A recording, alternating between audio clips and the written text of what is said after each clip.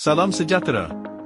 Saya Lojes Waran Lafan, 283194. Dalam ekonomi global yang semakin terbuka, imbangan pembayaran atau Balance of Payment (TS) memainkan peranan penting dalam menilai kedudukan ekonomi luaran sesebuah negara. Imbangan pembayaran bukan sekadar rekod perakaunan, tetapi mencerminkan bagaimana sesebuah ekonomi berinteraksi dengan dunia luar melalui perdagangan, perkhidmatan, pelaburan dan aliran keuangan. Negara yang berdaya saing tinggi lazimnya mampu mengekalkan imbangan pembayaran yang stabil atau lebihan, manakala negara yang kurang berdaya saing sering berhadapan dengan defisit berpanjangan.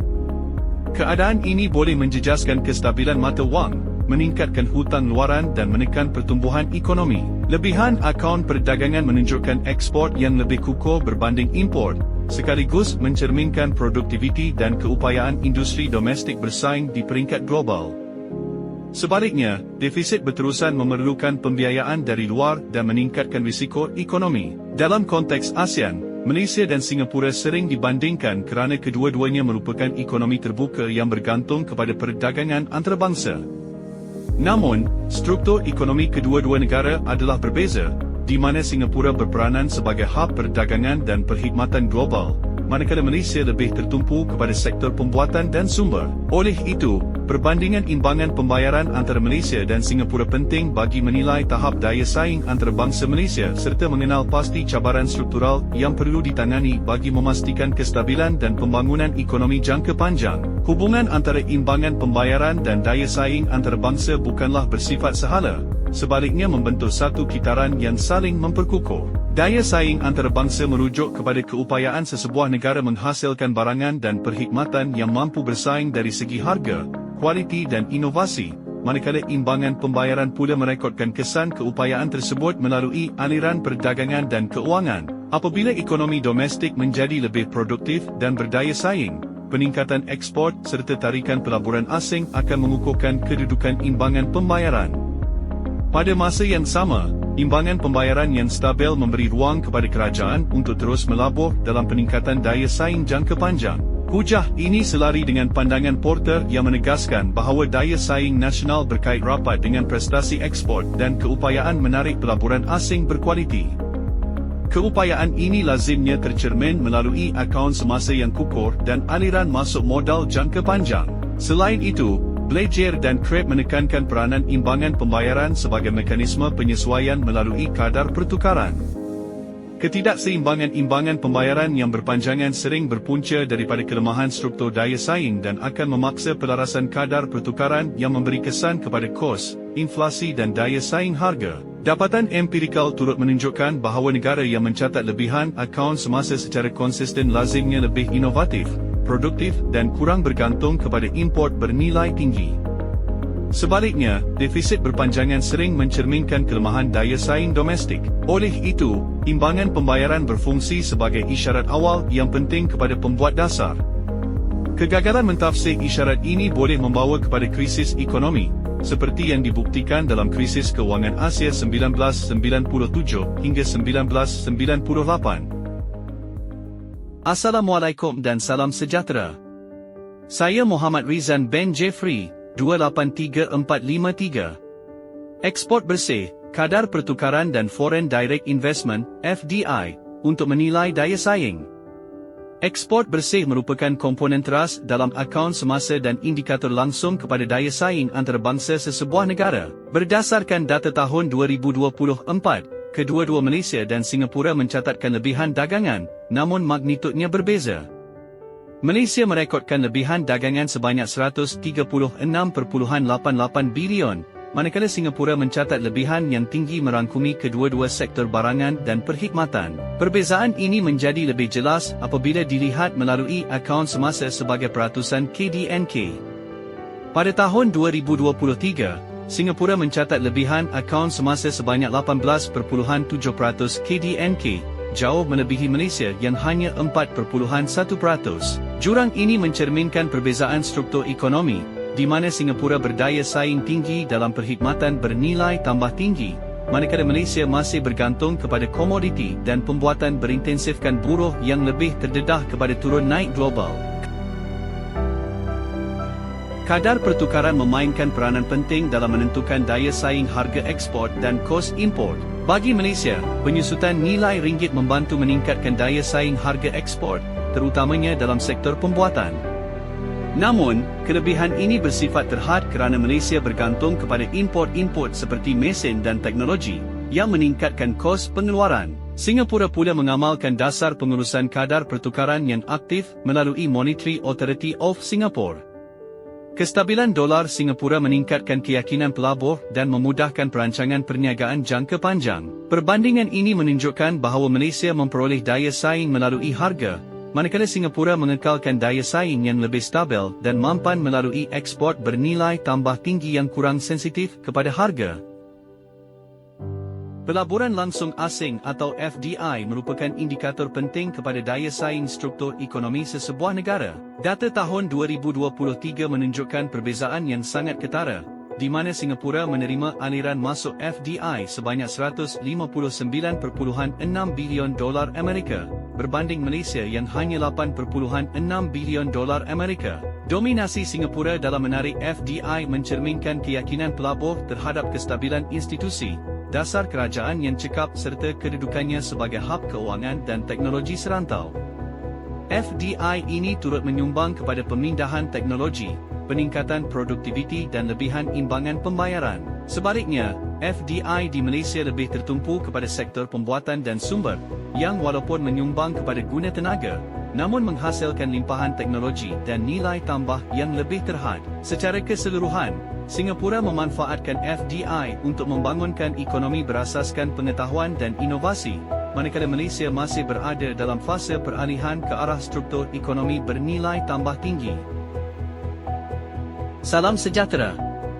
Saya Ting Sing Meng, 283344. Analisis imbangan pembayaran sebagai isyarat kekuatan dan kelemahan struktur ekonomi. Analisis imbangan pembayaran menunjukkan bahawa Malaysia memiliki kekuatan struktur ekonomi yang jelas melalui lebihan akaun barangan yang konsisten. Data ekspor September 2024 menunjukkan sektor elektrik dan elektronik menjadi penyumbang terbesar, diikuti petroleum, minyak sawit dan bahan kimia.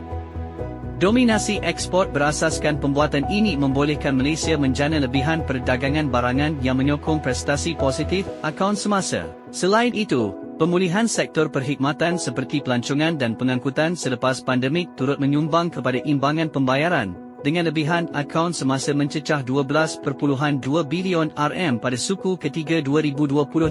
Singapura pula menunjukkan kekuatan struktur ekonomi yang lebih menyeluruh dengan lebihan imbangan pembayaran yang berterusan. Negara ini bergantung kepada ekspor barangan berteknologi tinggi seperti semikonduktor dan bioperubatan, serta perkhidmatan global dalam keuangan dan logistik. Prestasi makroekonomi Singapura yang kukuh, termasuk pertumbuhan KDNK, peningkatan pengeluaran perindustrian dan inflasi yang terkawal, mengesahkan bahawa imbangan pembayaran negara tersebut bertindak sebagai isyarat jelas kekuatan struktur ekonomi dan daya saing antarabangsa yang mampan. Walaupun Malaysia mencatat lebihan akaun barangan, imbangan pembayaran juga mendedahkan beberapa kelemahan struktur ekonomi negara. Kebergantungan yang tinggi kepada sektor elektrik dan elektronik serta komoditi utama menjadikan ekonomi lebih terdedah kepada turun naik harga global dan perubahan permintaan antarabangsa. Selain itu, walaupun sektor perkhidmatan menunjukkan pemulihan, sumbangannya masih kecil dan belum cukup kukuh untuk menyokong imbangan pembayaran secara menyeluruh. Keadaan ini menunjukkan keperluan mendesak untuk mempelbagaikan sektor perkhidmatan bernilai tinggi dan meningkatkan nilai tambah ekspor. Bagi Singapura pula, lebihan imbangan pembayaran yang tinggi mencerminkan daya saing struktur ekonomi yang kukuh. Namun, keterbukaan perdagangan yang sangat tinggi turut mendedahkan negara ini kepada risiko luaran seperti gangguan rantaian bekalan, konflik geopolitik dan kelembapan ekonomi global. Oleh itu, walaupun struktur ekonomi Singapura lebih maju dan berasaskan pengetahuan, usaha berterusan dalam inovasi, kepelbagaian sektor dan pengukuhan kluster industri kekal penting bagi memastikan imbangan pembayaran yang mampan dalam jangka panjang. Assalamualaikum dan salam sejahtera. Saya Jasmine Nuraina binti Edino Muhaimi, 283417. Peranan dasar kerajaan dalam meningkatkan daya saing dan menstabilkan imbangan pembayaran. Dasar kerajaan memainkan peranan penting dalam membentuk daya saing antarabangsa dan kestabilan imbangan pembayaran, terutamanya bagi ekonomi terbuka seperti Malaysia dan Singapura. Melalui dasar fiskal, monetari, perindustrian dan perdagangan, kerajaan bukan sahaja mempengaruhi aliran ekspor dan import, tetapi turut menentukan keupayaan ekonomi menjana pendapatan asing secara mampan. Negara yang mempunyai dasar yang konsisten dan berorientasikan produktiviti jangka panjang lazimnya lebih berdaya tahan terhadap kejutan luaran. Dasar perindustrian negara dan seterusnya New Industrial Master Plan 2030 mencerminkan usaha strategik kerajaan Malaysia untuk mentransformasikan ekonomi daripada bergantung kepada buruh dan komoditi kepada ekonomi berasaskan teknologi dan nilai tambah tinggi. Mimpi 2030 menumpukan 6 sektor berimpak tinggi seperti ENE, farmaseutikal, ED dan aeroangkasa yang dikenal pasti sebagai pemacu pertumbuhan masa hadapan. Dari perspektif imbangan pembayaran, pembangunan sektor-sektor ini dijangka meningkatkan ekspor berteknologi tinggi dan menarik pelaburan asing berkualiti, sekaligus mengukuhkan akaun semasa dan akaun modal Malaysia dalam jangka panjang. Dasar pelaburan nasional memainkan peranan penting dalam menarik pelaburan asing dan domestik yang berkualiti tinggi. Fokus kerajaan bukan lagi sekadar jumlah pelaburan, tetapi sumbangannya kepada teknologi, produktiviti dan rantaian nilai domestik. Melalui aspirasi pelaburan nasional, Malaysia beralih kepada pelaburan bernilai tambah dan mampan. Prestasi pelaburan tahun 2025 yang mencecah 285.2 bilion RM mencerminkan keyakinan pelabur terhadap hala tuju dasar negara. Pelaburan berkualiti ini membantu meningkatkan ekspor bernilai tinggi, mengurangkan kebergantungan kepada import teknologi dan menyokong kestabilan imbangan pembayaran dalam jangka panjang. Singapura mengekalkan daya saing dan kestabilan imbangan pembayaran melalui penyelarasan rapat antara dasar kewangan dan fiskal. Berbeza dengan negara lain, Singapura menggunakan kadar pertukaran sebagai instrumen utama dasar monetari. Pendekatan ini menstabilkan nilai mata wang, mengawal inflasi dan mengurangkan ketidaktentuan perdagangan. Gabungan dasar monetari yang konsisten dan fiskal yang berdisiplin membolehkan Singapura mengekalkan lebihan akaun semasa yang besar serta bertindak balas dengan berkesan terhadap kejutan luaran. Dasar perdagangan terbuka merupakan tonggak utama kejayaan Singapura sebagai hub perdagangan dan pelaburan global.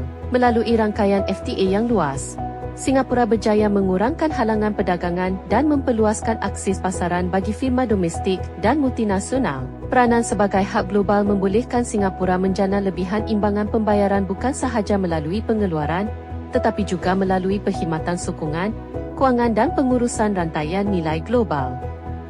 Ini menjadikan imbangan pembayaran Singapura lebih kukuh dan mampan. Salam sejahtera. Saya Michelle Sandana Henry, 283432. Cadangan strategik jangka panjang untuk Malaysia.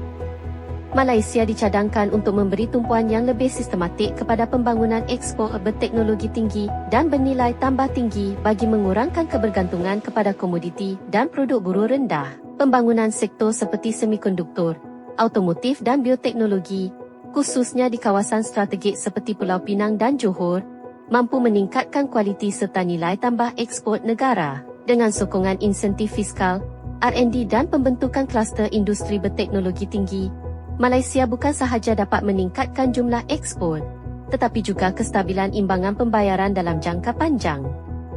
Malaysia juga dicadangkan untuk menumpukan usaha menarik pelaburan langsung asing yang berkualiti tinggi, yang bukan sahaja membawa modal, tetapi turut menyumbang kepada pemindahan teknologi dan pembangunan kemahiran. Kerajaan boleh menetapkan syarat pelaburan yang menggalakkan perkongsian teknologi, latihan tenaga kerja dan pembangunan kapasiti tempatan. Pendekatan ini memastikan FDI memberi kesan jangka panjang kepada daya saing ekonomi serta menyokong kestabilan imbangan pembayaran negara. Pembangunan modal insan dan inovasi domestik merupakan teras utama dalam meningkatkan daya saing Malaysia. Peluasan latihan seumur hidup, peningkatan R&D universiti serta pengukuhan ekosistem start-up teknologi dapat melahirkan tenaga kerja berkemahiran tinggi. Pelaburan strategik dalam modal insan akan membantu Malaysia menyesuaikan diri dengan perubahan teknologi global dan meningkatkan keupayaan bersaing di peringkat antarabangsa. Akhir sekali, Malaysia dicadangkan untuk terus memperkukuh infrastruktur moden dan memastikan kestabilan makroekonomi sebagai asas kepada pertumbuhan jangka panjang. Pembangunan logistik yang efisien, pelabuhan pintar dan jaringan digital berkelajuan tinggi dapat meningkatkan kecekapan perdagangan dan mengurangkan kos transaksi. Gabungan infrastruktur yang moden dan kestabilan makroekonomi akan meningkatkan keyakinan pelabur, menyokong pertumbuhan ekspor serta memastikan imbangan pembayaran negara kekal stabil dan mampan. Kesimpulan. Secara keseluruhannya, imbangan pembayaran merupakan cerminan langsung kepada tahap daya saing antarabangsa serta keupayaan sesebuah negara menjana pendapatan asing secara mampan. Perbandingan antara Malaysia dan Singapura menunjukkan bahawa lebihan imbangan pembayaran yang stabil lazimnya berpunca daripada struktur ekonomi yang berdaya saing, produktiviti tinggi, ekspor berteknologi serta sokongan dasar kerajaan yang konsisten dan berpandangan jauh. Singapura jelas menonjol melalui penguasaan sektor berasaskan pengetahuan, inovasi dan perkhidmatan bernilai tinggi yang membolehkannya mengekalkan lebihan akaun semasa dalam jangka panjang. Walaupun Malaysia mempunyai asas ekonomi dan sektor pembuatan yang kukuh, analisis imbangan pembayaran menunjukkan keperluan untuk transformasi struktur ekonomi yang lebih mendalam, khususnya dalam memperkukuh sektor perkhidmatan bernilai tinggi, meningkatkan produktiviti dan mengurangkan kebergantungan kepada ekspor komoditi. Oleh itu, melalui pelaksanaan strategi pembangunan jangka panjang yang bersepadu dan berfokuskan nilai tambah, Malaysia berpotensi meningkatkan daya saing antarabangsa serta memastikan imbangan pembayaran yang lebih stabil dan mampan dalam menghadapi cabaran ekonomi global yang semakin kompleks. Sekian, terima kasih.